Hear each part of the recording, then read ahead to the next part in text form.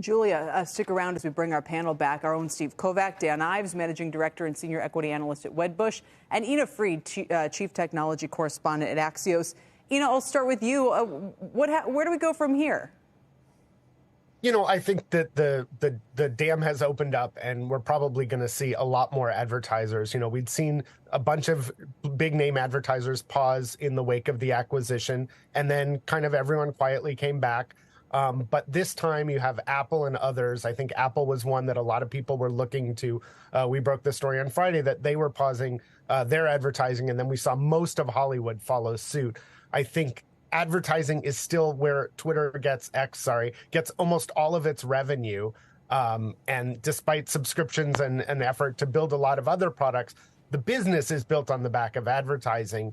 And a lot of the advertisers I talk to, are really worried about what their content appears next to, as well as what the company says and the way it's structured its business.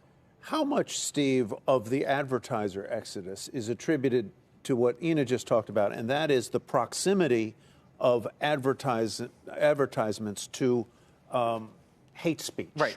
It's more that than Elon. As compared with that's what baked Elon in, right? said. It's baked in.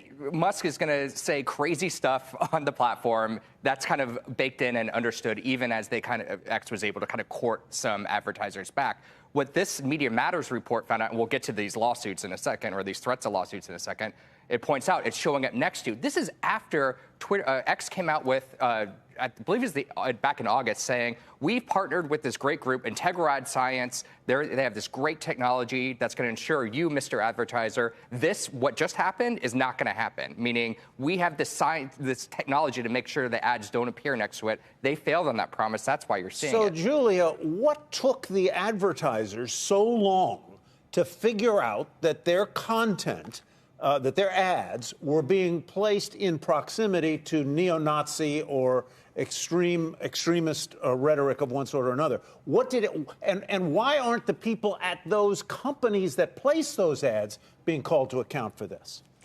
Well, so Media Matters came out with this report last week, and this is I would call it almost a watchdog group that has published several reports about the failures of X to adequately police the platform for offensive content. Now, X has been consistently focused on the importance of free speech. What Media Matters says is that this offensive content, this pro-Nazi content, is not only on the platform, but that ads are placed alongside it. The reason why Musk threatened this thermonuclear lawsuit is he's saying that this was effectively manipulated, that someone from Media Matters went on, created a new account, and then tried to get ads to show up alongside this content. But I think at the end of the day, if ads were ever to show up alongside pro-Nazi content, that is a problem for X. And I think this report really shines a spotlight on this concern about brand safety. And I think that's really what it's about at the end of the day. Though I do think it's worth noting that if you have a broader brand safety concern and then you have Elon Musk himself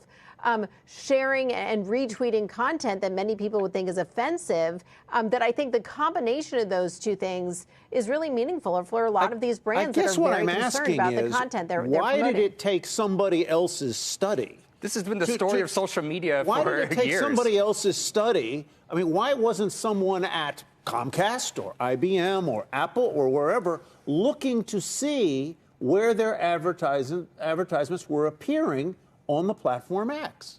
Why didn't somebody do that? I mean, well, crickets. I don't know. I would also say Julie, go. Oh, no, I was just going to say that it's one of these situations where it's constantly fluid, right? I mean, whether you're Meta or whether you're X or whether you're TikTok, it's not like a TV spot where you know that you're scheduled to run next to the neo-Nazi content. It doesn't work that way. It's not that simple. The more people follow neo-Nazi content, the more traffic there is effectively where those types of ads might show up. What's the issue is here is that Linda Yaccarino has promised advertisers that their ads will not appear next to that neo-Nazi content. And so I think that's the problem here is that what is the traffic on the site that's generating the eyeballs or the ad impressions, as they call it, for ads to be placed next to it. So it's more complex than traditional, say, TV advertising.